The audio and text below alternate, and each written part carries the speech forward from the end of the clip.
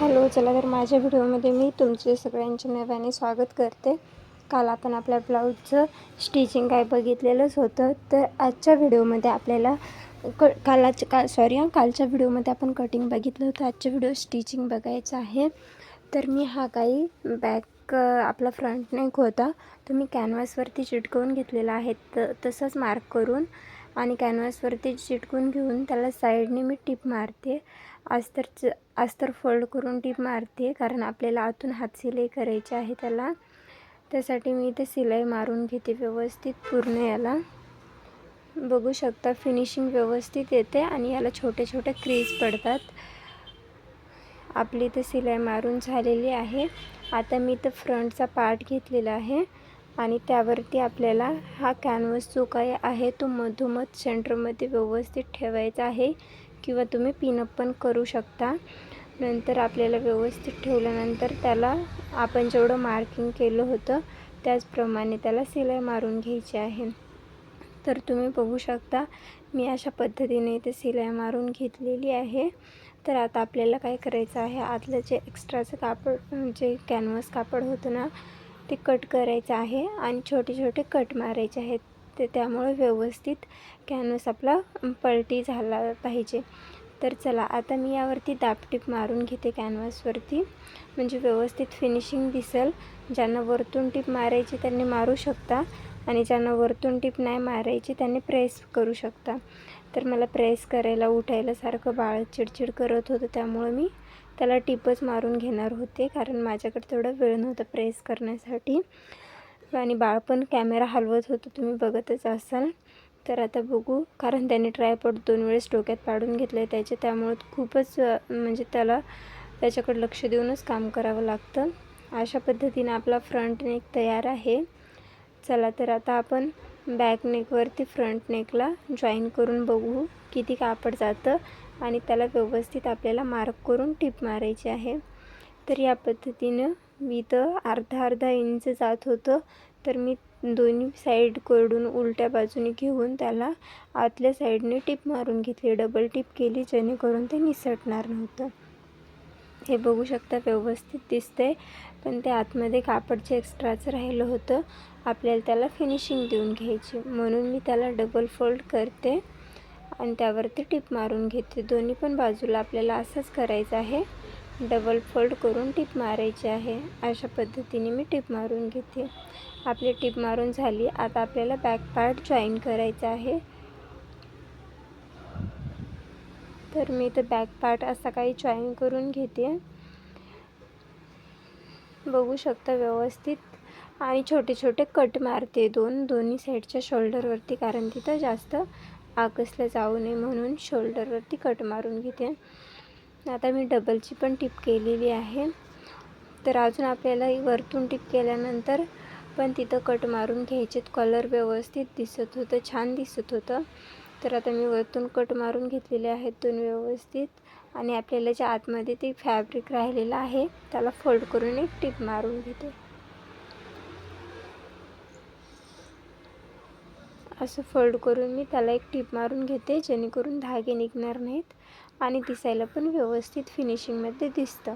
त्यासाठी मी वरतून पण एक टिप मारून घेते.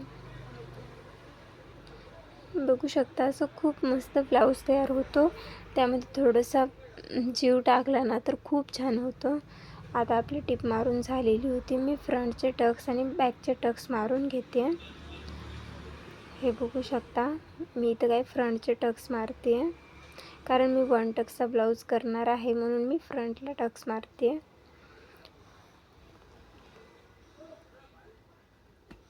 आता बॅकचे पण टक्स मारून घेते. बॅक आणि फ्रंटचे टक्स तर सेमच येणार होते. आणि ही मोठी जी बॉर्डर दिसते ती मी बॅक साईडने घेतली होती, कारण मला हाताला छोटी बॉर्डर हवी होती. कारण प्रत्येकजण तर मोठीच लावतं, पण आपण कधीतरी काहीतरी नवीन करून बघायचं म्हणून मी केलं. तर आता इथं आपल्याला पाठीची पट्टी लावून घ्यायची होती. त्यासाठी मी 2 इंचची पट्टी कट करून घेतली.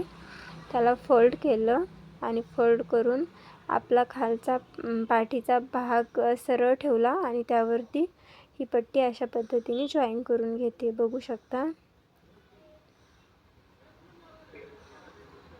ही पट्टी आपली आता जॉईन करून झालेली आहे. यावरती मी आता दाब टीप मारून घेते. ह्या अशा पद्धतीने दाब टीप पण मी मारून घेतलेली आहे. चला तर आपल्या पाठीची पट्टी झालेली आहे जॉईन करून. तर आता मी फ्रंट पार्टला कट मारून घेते, कारण आपल्याला फ्रंटला हुक ठेवायचे. तर मी फ्रंटला कट मारून हुकलुकाच्या पट्ट्या जॉईन करते. चला तर आपण पहिले इथं हुकाची पट्टी जॉईन करू. बघू शकता मी इथं हुकाची पट्टी जॉईन केलेली आहे. आपली हुक पट्टी झालेली आहे. तर आता आपल्याला इथं लूप पट्टी लगेच कट करून लावायची आहे दुसऱ्या बाजूला पण. अशा पद्धतीने मी अस्तरवरती पहिलं आणि नंतर आपल्या मेन फॅब्रिकवरती कट करून घेते. आता आपल्याला जॉईन करून एक साईडने 1/2 इंच फोल्ड करून टिप मारायची आहे आणि आपल्याला आता पट्टी लावून घ्यायची आहे. तर मी खालच्या बाजूने थोडंसं एक्स्ट्रा ठेवून वरतीपर्यंत लावून घेऊन नंतर त्याला फोल्ड करून वरतून टिप मारून घेते. बघा व्यवस्थित दिसतं असं मारून घेतलं की त्याला लगेच डबल टिप पण करून घेतली. हे बघू शकता आपल्या हुकलुकाच्या पट्ट्या रेडी आहेत. तर आपल्याला आता ज्या काही समोरच्या पार्टला पट्ट्या लावायच्या होत्या खालून हातशिलाईच्या, तर त्या पट्ट्या आता आपण लावून घेऊ फिनिशिंगमध्ये व्यवस्थित दिसण्यासाठी. तर तुम्ही बघू शकता मी इथं दोन्ही साईडच्या पट्ट्या लावून घेत आहे. साडी काय एवढी भारीतली नव्हती, मी ऑनलाईन मागवली होती. 325 रुपयाला काहीतरी मला भेटली होती, पण मला खूप आवडली होती. तर त्यासाठी मी ह्यातला असा ब्लाऊज शिवला आहे. आता बघू कसा दिसतो तो.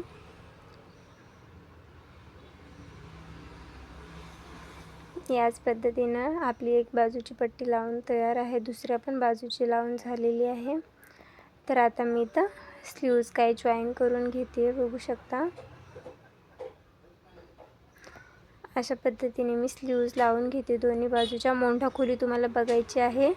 ज्या बाजूची मोंढा खोली कमी असते ती आपल्याला फ्रंटला घ्यायची असते आणि ज्या बाजूची मोंढा खोली जास्त असते ती आपल्याला बॅक साईडला घ्यायची असते.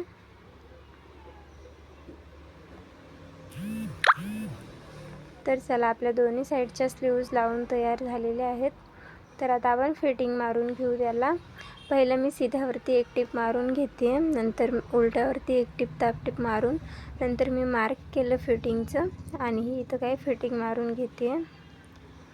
हे बघू शकता मी 3-3 टिपा मारणार आहे दोन्ही बाजूंनी, कारण जास्त काही गरज नाही एवढी, कारण माझंच ब्लाऊज आहे याच्यामुळे जास्त काही टिपा नाही लागणार. आणि कस्टमरचं तरी असेल तरी मी 3च मारते, कारण फिनिशिंग ही जास्त टिपांमध्ये छान नाही दिसत, ते खूप विचित्र दिसतं, म्हणून मी 3च टिपा मारते. हे बघू शकता आता आपलं दोन्ही बाजूचे फिटिंग झालेलं आहे. तुम्हाला जर माझे व्हिडिओ आवडत असतील तर प्लीज आपल्या चॅनलला सबस्क्राईब करा, व्हिडिओला लाईक करा आणि तुमच्या मैत्रिणींना हा व्हिडिओ शेअर करा. तर चला भेटू पुढच्या व्हिडिओमध्ये. ब्लाऊजचं हे फायनल लुक बघा.